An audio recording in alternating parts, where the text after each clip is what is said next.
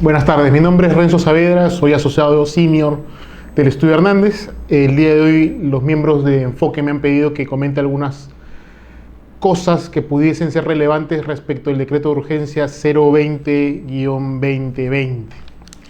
Esta norma lo que ha hecho es fundamentalmente modificar el decreto legislativo 1071, vale decir la ley de arbitraje.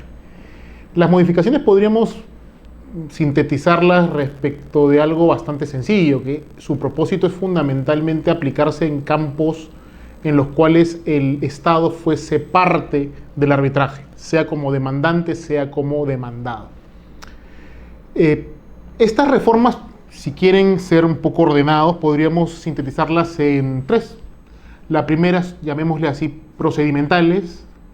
La segunda, llamémosle de publicidad, y la tercera hablemos pues de búsqueda de transparencia. Empecemos pues con las procedimentales. De hecho, la norma, la primera cosa que hace es ser una reacción a todo el escándalo que ha tenido el arbitraje en los últimos 2 años y medio, 3 años. Como ustedes saben, por los temas del caso Lava Jato, se ha discutido muchísimo sobre el rol del arbitraje y sobre todo de una modalidad arbitral muy concreta, que es el arbitraje ad hoc. El arbitraje ad hoc es un arbitraje en el cual las partes en litigio, en lugar de dirigirse a un centro de arbitraje, como la Cámara de Comercio de Lima, el centro de arbitraje de la PUC o el centro de AmCham, nombran a un tribunal arbitral que ellos mismos se van a administrar a sí mismos. Esa es la gracia del arbitraje ad hoc. No tiene un reglamento predeterminado, tanto en lo procedimental cuanto en el cobro de tarifas, que ya ustedes saben, eso es una de las razones por las cuales se ha discutido mucho en tema arbitral. Lo que ha hecho ahora el decreto de urgencia que les comento es establecer con claridad que cualquier arbitraje en el cual participe el Estado como demandante o como demandado va a tener que ser necesariamente institucional. ¿Para qué? Justamente para evitar que se pueda discutir si es que fue reconducido de manera adecuada un arbitraje ad hoc a pesar de que existía el derecho de hacerlo, y en lugar de estar discutiendo sobre si el tribunal arbitral puso reglas que eran justas, reglas que eran injustas, reglas que le permitieron cobrar una suma de honorarios muy alta, etcétera, cosas que ya insisto, se están discutiendo en los últimos días, en los últimos años inclusive. Ese es un primer tema procedimental que ha cambiado. El segundo tema procedimental que ha cambiado es el tema de las exigencias de cartas fianzas en el caso en el que contra el Estado se otorgue una medida cautelar.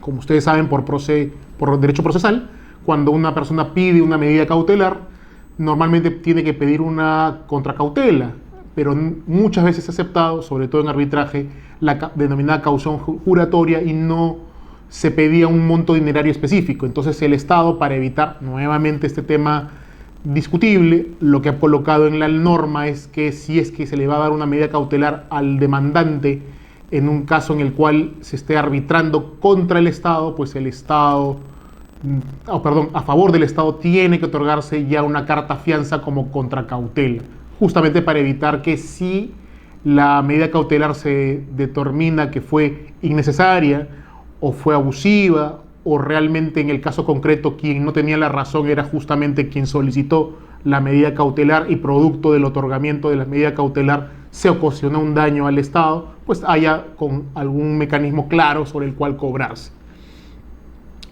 Eso llamemos hasta ahí los temas procedimentales que se han modificado el decreto de urgencia en cuestión. Vayamos pues a las de publicidad. ¿Qué ha buscado ahora? También un tema muy concreto es que no sabemos muchas veces qué se ha decidido en un caso en el que el arbitraje ha resuelto un tema de derecho público o de interés público en el cual participa el Estado. Y ahora lo que se está haciendo es ya no solamente publicitar, como eventualmente lo hacía la OCE en su momento, que era publicar el laudo arbitral. Ahora se está volviendo público ya no solamente el laudo, sino todas las actuaciones del arbitraje, siempre con una doble condición: que el arbitraje estuviese agotado, vale decir que ya haya laudo final, y el segundo requisito es que no se vulnere pues las cuestiones de transparencia y acceso a información pública, vale decir que se dé acceso a información claramente reservada o que puede ser considerado secreto nacional, etc.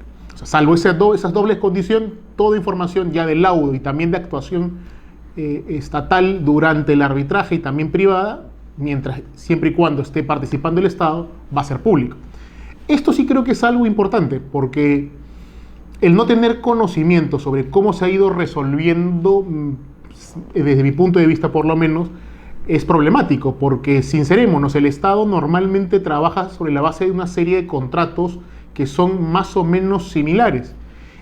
Y también es llamativo que en muchas ocasiones tengamos pues árbitros que son siempre los mismos que participan sobre estas materias. No estoy diciendo que eso sea por sí mismo un demérito o algo sobre lo cual debiéramos preocuparnos. Lo que sostengo, sin embargo, sí es que es importante saber qué han resuelto, cómo han interpretado la norma, cómo han interpretado los hechos del caso, para saber si es que existe hasta cierto punto una línea, permítame usar el término de manera general, una línea jurisprudencial en materia arbitral sobre ciertos temas. ¿Y por qué uso este término? A pesar de que mucho se ha discutido también sobre el rol del arbitraje en este punto, pero para bien o para mal, ustedes saben bien que el Tribunal Constitucional en sendas sentencias ha sostenido que los arbitrajes son jurisdicción.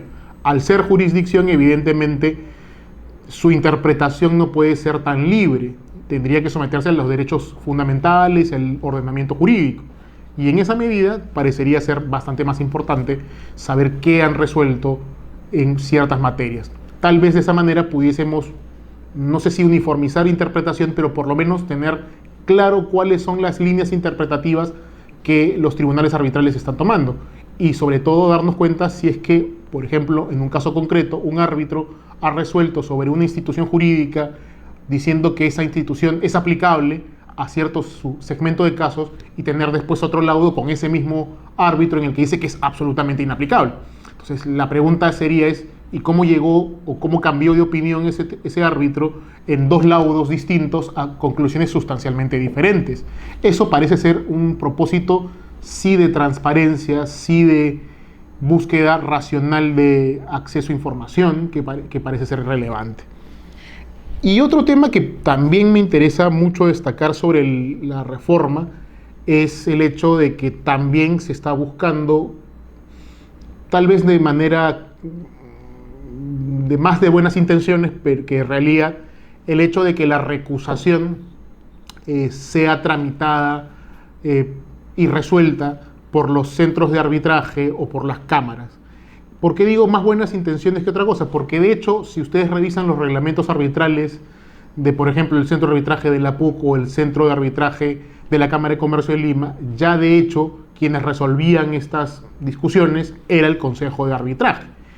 Y la norma, asumiendo que quien resolvería la cuestión de la recusación serían las mismas partes, pues obviamente estipula de que está prohibido que los árbitros en cuestionamiento o aquellos que no han sido cuestionados resuelvan la recusación. Digamos, esta norma, en este punto creo que se ha quedado un poco en el camino porque no ha revisado lo que son los reglamentos arbitrales que se manejan actualmente en el Perú de nuestros principales centros de arbitraje. Por lo tanto, no sé en este punto qué tanto avance significaría. Probablemente es simplemente replicar lo que ya existe. En síntesis, este es el gran eje de la reforma. Probablemente y simplemente para agotar la discusión habría que preguntarnos hasta dos cosas diferentes. Es, ¿por qué en el caso en el cual el Estado sea parte de un arbitraje debería merecer una serie de reglas tan específicas y tan favorables aparentemente para el Estado? ¿Por qué digo favorable? Porque una de las normas que no les he mencionado es que han tratado de replicar de manera procedimental una norma que existe en el Código Procesal Civil, que es la norma de abandono. Como ustedes saben, si alguien no impulsa un proceso durante el plazo de 4 meses, el proceso queda abandonado y por lo tanto, si es que alguien quiere demandar, tendrá que demandar nuevamente sobre la misma pretensión. Pero en el caso concreto, el Estado, se ha reservado este derecho para los arbitrajes en los cuales él participe y adicionalmente ha sostenido de que si alguien cae en abandono su arbitraje contra el Estado, no puede demandar al Estado nuevamente hasta que hayan transcurrido 6 meses, con lo cual le da chance a una de dos, a que el Estado se prepare, o probablemente, entre líneas, que el Estado pueda ganar una prescripción, o por qué no una caducidad. Porque, digamos, 6 meses es un plazo que podría ser realmente sustancial en algunos casos. Piensen, por ejemplo, en el que la causal que genera el arbitraje es un saneamiento de vicios, que es de 3 meses si son bienes muebles, o de 6 meses si son inmuebles. Tranquilamente con este supuesto se estaría caducando la acción de demandar contra el Estado.